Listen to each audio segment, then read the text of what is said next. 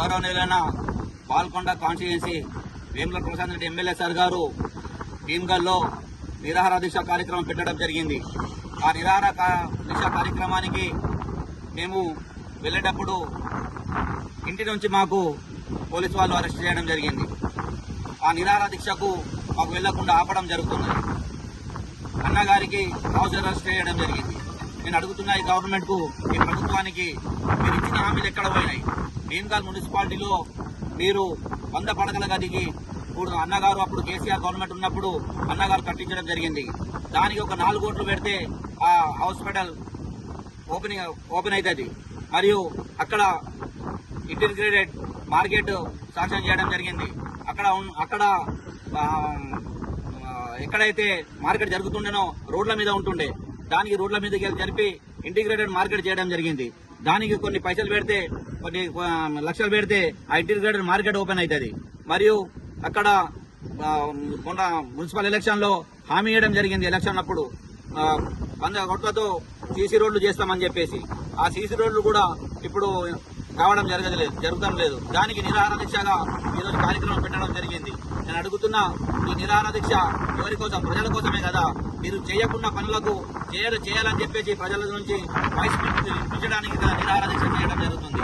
ఈ ప్రభుత్వంలో, ఈ ప్రజాస్వామ్యంలో ఈ నిరాహార దీక్ష చేసి మీ యొక్క వాయిస్ వినిపించడం తప్ప, మేము వెళ్ళి అక్కడ ధర్నా చేయడం తప్ప. నేను అడుగుతున్నాను, మీరంటారు సీఎం గారు రైతులకు రక్తం చెల్లించుకుంటే పంట పండిపోతుంది అని చెప్పేసి. మీరు ఇచ్చిన హామీలు ఏమైనాయి? రైతులకు మీరు ఇచ్చిన వాగ్దానాలు ఏమైనాయి?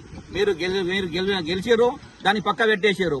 కాళేశ్వరం ప్రాజెక్టు నేను అడుగుతున్నా, ఈ రోజు ఈ ప్రజలకు ఇంత ఇబ్బంది ఉండకపోతుండే. ఒకవేళ మీరు కాళేశ్వరం ప్రాజెక్టు ఓపెన్ చేసేసి ఎస్ఆర్ఎస్పీలో నీళ్లు నింపితే ఆ కింద ఉన్న రైతులకు ఎంతో మేలు జరుగుతుండే.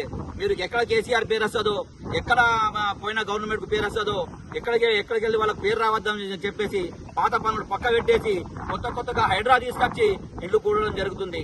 ఈ రోజు ఇల్లు కట్టుకోవాలంటే, ఇంట్లో ఉండాలంటే ఎంత పరిస్థితి ఉంటుందో మీకు తెలుసు. సీఎం గారు, మీరు చేస్తున్న పని ఎంతవరకు ప్రజలు వినడం లేదు.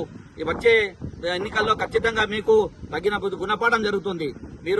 మేము ఏదైతే ప్రజల కోసం వాయిస్ పెడుతున్నామో అది మీరు ఒప్పుకోవడం నిరాహార దీక్షకు మీరు కట్టుబడి చేసి మాకు ఇంట్లో అరెస్ట్ చేయడం జరుగుతుంది. ఇటువంటి పనులు మానుకోండి. ప్రజల తరఫు నుంచి మేము వచ్చి మీరు చేయని పనులకు మేము చూపించడానికి మేము ప్రయత్నం చేస్తే మా యొక్క ప్రజాస్వామ్యంలో మా వాయిస్ ఆపేస్తున్నారు. ఎంతవరకు కరెక్ట్ అని చెప్పేసి నేను అడుగుతున్నాను.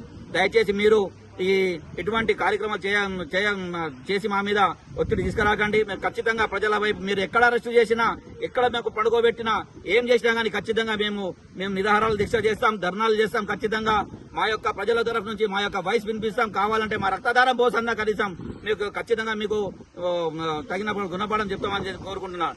ఇలా అరెస్ట్ చేయడం కాదు, కావాలంటే మేము పోలీస్ స్టేషన్ ముంగనే పండుకుంటాం. మాకు తీసుకుపోయి ఆడన పడేయండి, ఈయనే పండుకుంటాం. మీరు చూడు, కావాలంటే అనుకుంటాం. మాకు తప్పేప్పుడు ఏమైనా చేయండి కావాలంటే. కానీ ఇది ఎంత మనం కరెక్ట్ కాదు. గవర్నమెంట్ మేము చెప్తున్నాం, ఖచ్చితంగా మాకు ఇటువంటి కార్యక్రమాలు చేయడానికి అడ్డం చేయకండి అని చెప్పేసి మేము కోరుకుంటున్నాం. Thank you.